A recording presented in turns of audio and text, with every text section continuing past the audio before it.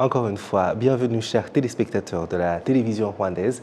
Je suis David Carmel Ingabire. C'est une joie de vous retrouver.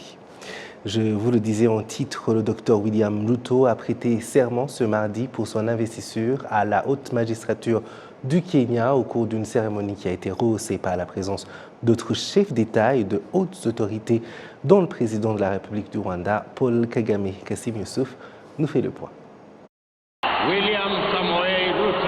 L'investiture du président William Ruto s'est déroulée au stade de Kasarani à Nairobi, la capitale du Kenya, en présence d'environ 60 000 citoyens kenyans. Le président de la République, Paul Kagame, est donc à Nairobi depuis ce lundi où il a eu des entretiens avec son homologue kenyan William Ruto et le président du Mozambique, Philippe Nyusi, qui a également participé à l'investiture du président William Ruto.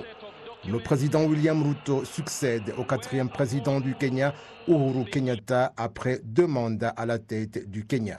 Le président Ruto a remporté les élections qui se sont déroulées le 9 août cette année, dont les résultats ont été rendus publics le 15 du mois dernier et ont définitivement été approuvés par la Cour suprême le 5 septembre.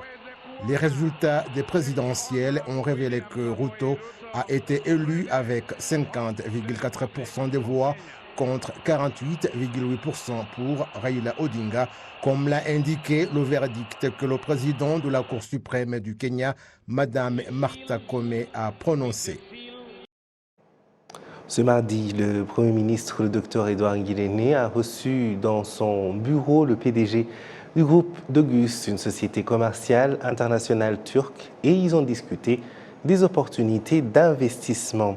C'est la 3e fois que le PDG du groupe Dogus, Fert Sainkis, se rend au Rwanda et il s'est entretenu aujourd'hui avec le Premier ministre Edouard Ngirente à propos des investissements que cette société souhaite opérer au Rwanda. Le PDG a souligné qu'au départ, ils investiraient dans le tourisme et construiraient des hôtels modernes. La directrice générale du Rwanda Development Board, RDB, Claire Kamanzi, a noté que le fait que ces investisseurs internationaux ont tendance à venir au Rwanda est un bon signe. Le groupe Dogus a été créé en 1951 car il compte environ 300 entreprises travaillant dans le tourisme, la construction, l'automobile, l'énergie et les médias. Outre la construction d'hôtels modernes, Dogus affirme qu'ils vont investir dans l'amélioration des compétences des acteurs du secteur du tourisme ainsi que l'accompagnement du Rwanda dans la construction de grandes infrastructures. Vous suivez le journal de la télévision rwandaise. Merci d'être avec nous.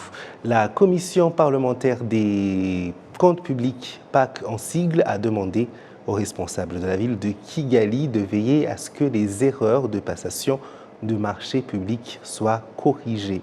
Le rapport 2021-2022 de l'auditeur général montre que par rapport à l'année précédente, la ville de Kigali accusait un retard de 22% dans la correction des erreurs et la mise en œuvre des conseils qui leur étaient donnés, selon l'auditeur général Kamuhire Alexis.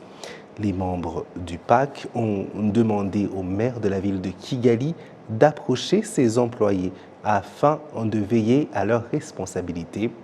Le maire de la ville de Kigali, Pudence Lubingisa, a assuré que toutes les irrégularités seraient corrigées. Étaient également présents lors des débats des représentants des hôpitaux de Muhima, Masaka, Kibagabaga et Katilu.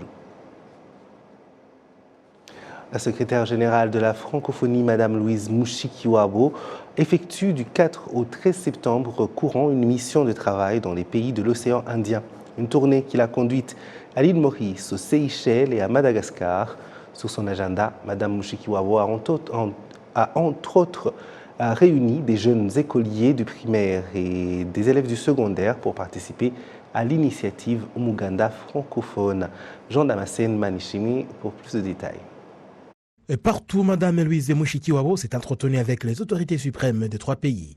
La secrétaire générale de l'Organisation internationale de la francophonie a réuni aussi des jeunes écoliers du primaire et du secondaire pour participer à l'initiative Umuganda francophone, Mon geste pour ma planète. Dans le cadre de cette initiative, des arbres ont été plantés afin de contribuer à la protection de la zone côtière et à l'atténuation du changement climatique. Au travers de cette activité de plantation, Madame Mushikiwabo souhaitait exprimer sa solidarité à un État insulaire durable et résilient. En marge de ces visites, la Secrétaire générale a échangé également avec l'Association seychelloise des enseignants du français.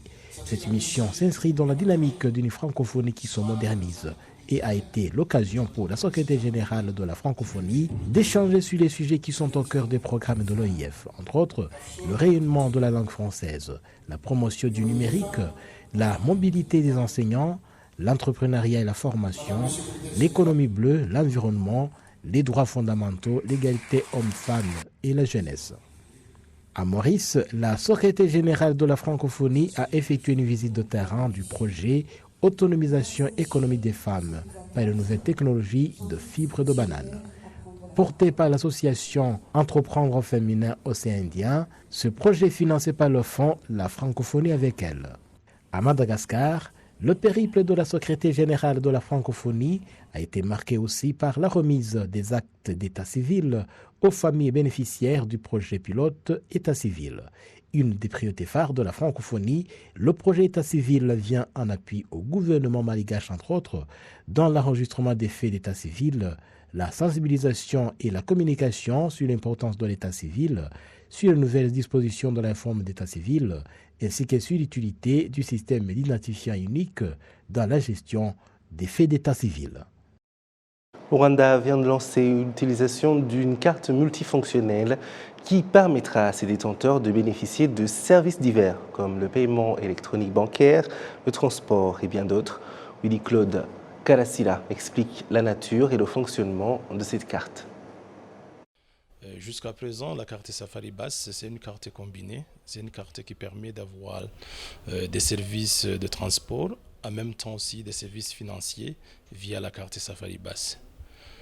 Jusqu'à présent, la carte Safari Basse, c'est juste pour l'avoir. On traverse une période de la promotion qui s'appelle Ikorabdiose. La promotion qui s'appelle Ikorabdiose, c'est juste une promotion de pouvoir pousser sur la carte Safari Basse sur le marché rwandais.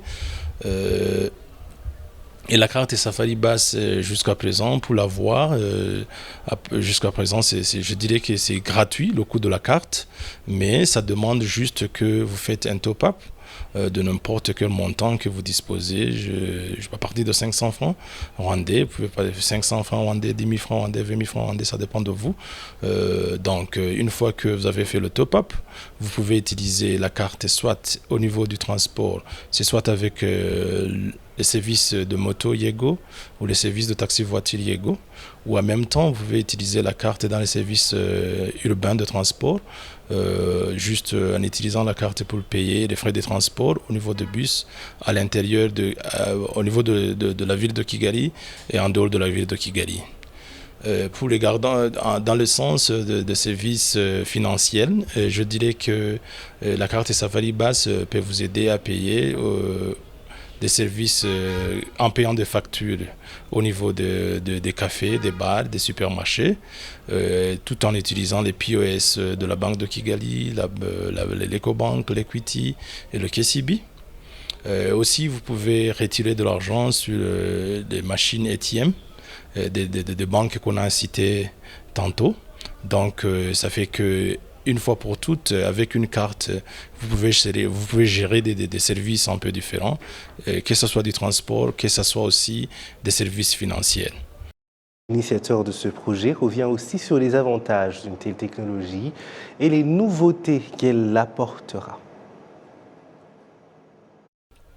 C'est-à-dire que ça va aider à aider dans la pénétration des services communément appelés cashless, ou aussi, ça va aider dans l'inclusion des services financiers où tout le monde pourra avoir accès aux services financiers, juste tout en utilisant la carte Safari Basse.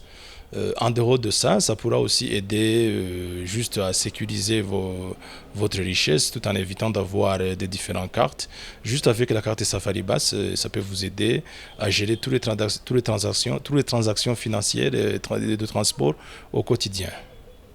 Donc, en quelques mots, si je résume, c'est ça comme avantage que le propriétaire de la carte Safari Basse pourra avoir tout en utilisant la carte Safari Basse. Et voilà, c'est tout pour ce journal. Merci de nous avoir suivis. Je vais remercier toute l'équipe qui m'a aidé à le préparer. Continuons à respecter les gestes barrières contre la Covid et au plaisir de très bientôt vous retrouver.